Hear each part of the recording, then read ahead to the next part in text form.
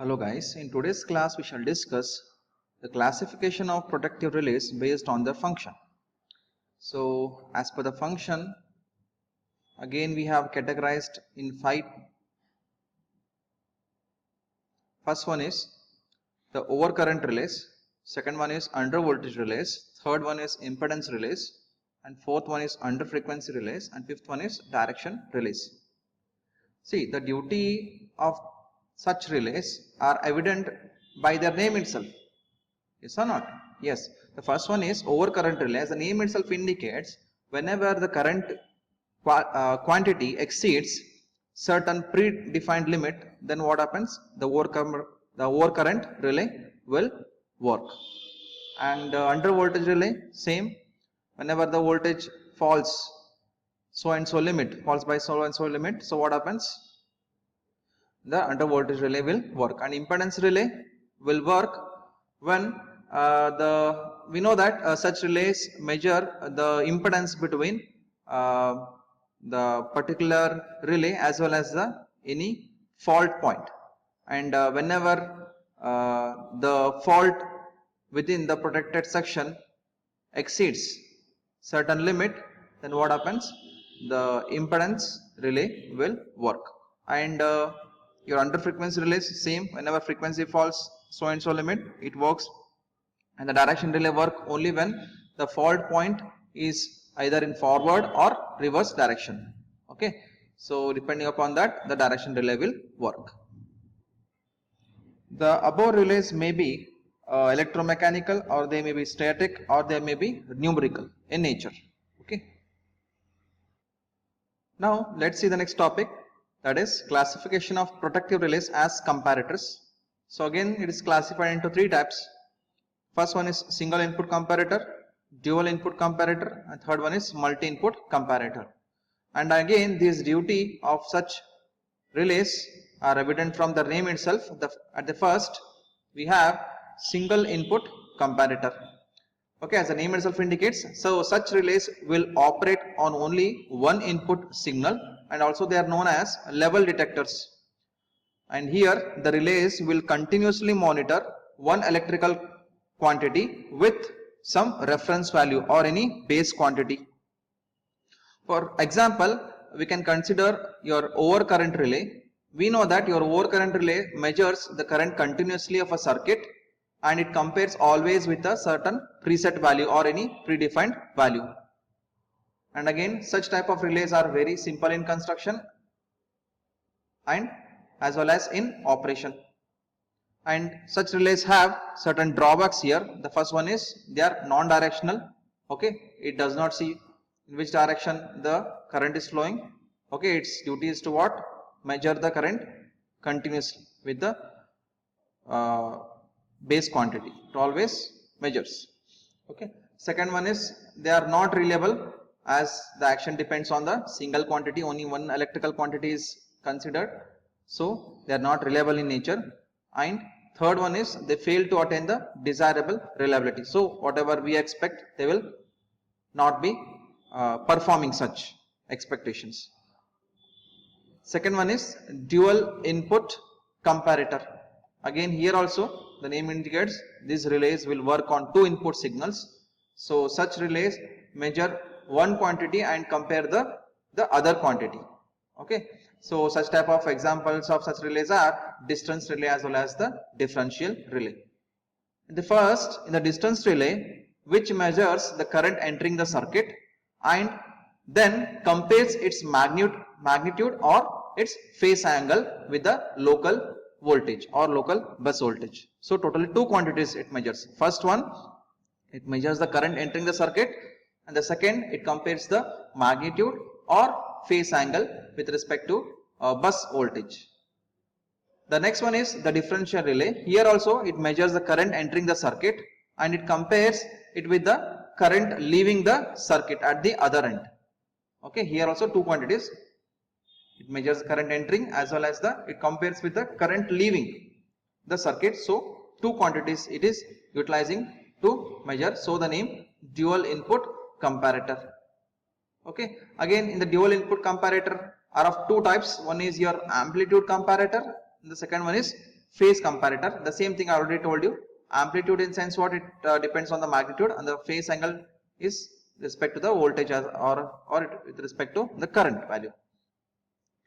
So the amplitude comparator compares between the only the magnitudes of the two input signal irrespective of the phase angle, and also the phase angle comparator, it measures the only the phase angle of the two quantities of the two inputs.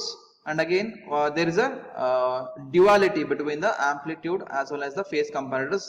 What does it mean? Means you can change, you can make your phase comparator to act as amplitude comparator, and you can make amplitude comparator to work as phase comparators with certain modifications.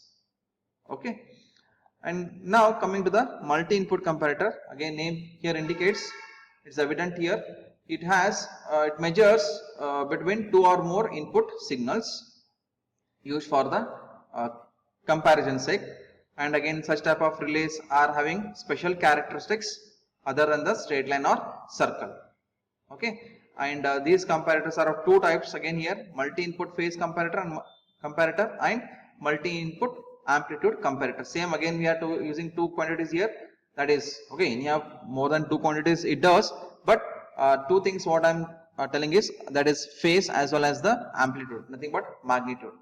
Okay, multi-input phase comparators is used for realization of quadrilateral characteristics, whereas multi-input amplitude comparator is used for realization of conic characteristics, whether it is elliptical or hyperbola. We can understand, we can get through this more in coming classes. Till that just you remember this, that is it is used in measuring multi-input phase comparator, or also it can be used in multi-input amplitude comparator.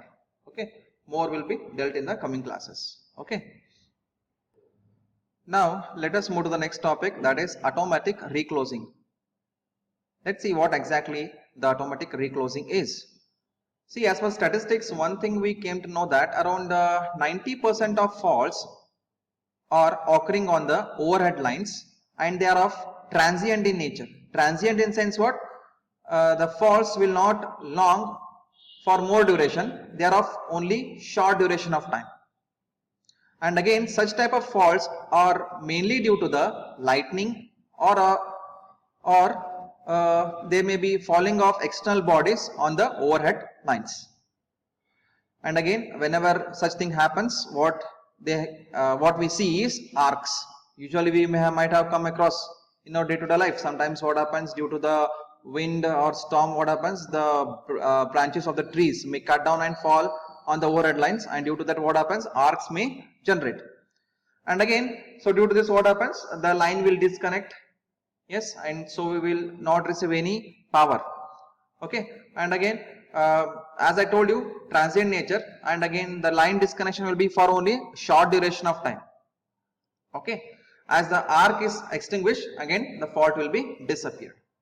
Okay, the tree branch which falls on the overhead lines, again it may fall back on the ground, and again when it falls back on the ground, again the power is restored as the fault gets disappeared. Yes or not? And due to this what happens, the circuit breaker will automatically reclose and again restore the supply. That is what we call it as what? Automatic reclosing. So there are many faults occurring on the extra high voltage lines caused by the lightning, and due to the lightning what happens, over voltage is caused. Again due to over voltage, again what happens, there causes a transient condition for a short time. Hence only instantaneous reclosure is used in case of what? Extra high voltage lines like 220 kV or 110 kV or even more than that. What happens, we are using a such instantaneous reclosure. And again one more thing what power engineers suggest is, there is no need to have more than one reclosure for such situation. So for every 12 cycles one reclosure is accepted, for especially for extra high voltage lines. So for like 12 instantaneous or 12 transient conditions or 12 transient cycles, what happens, one reclosure is acceptable. Sometimes what happens, like usually at the home we have 11 kV lines, for industry and all we are using 33 kV lines and all. And usually faults are occurred due to falling of external objects such as tree branches, like I already said.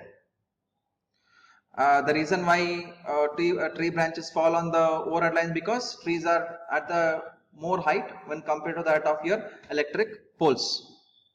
And if such tree branches, if they fall on the ground, then it is well and good, the fault is cleared. If they don't fall on the ground, then what happens? The tree branches will get burned, yes or not?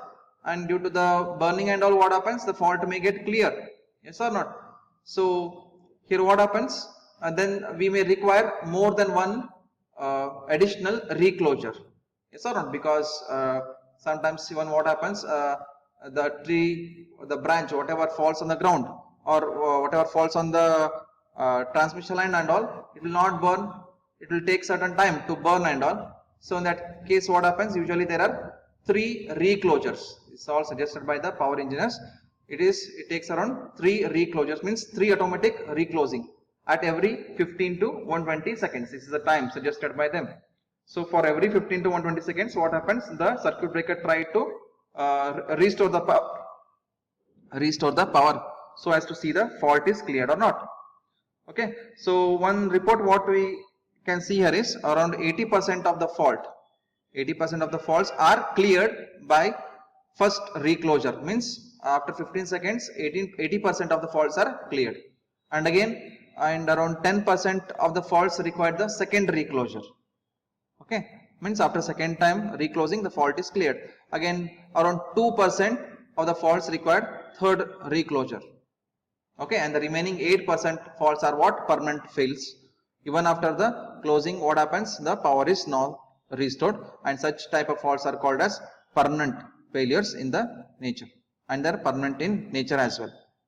Okay, so automatic closure is not applicable for the cables which break down, because as we know that cables have insulation in them, so they also are type of a permanent failure or a permanent fault. So one or the other lineman has to come visit that place and he has to correct it. Okay, so 80% of the faults what we understood here is that can be cleared after the 15 seconds of the actual fault, and 10% second, that is second reclosure required, and 2% required third reclosure, means 3 times closing the circuit so as to restore the power.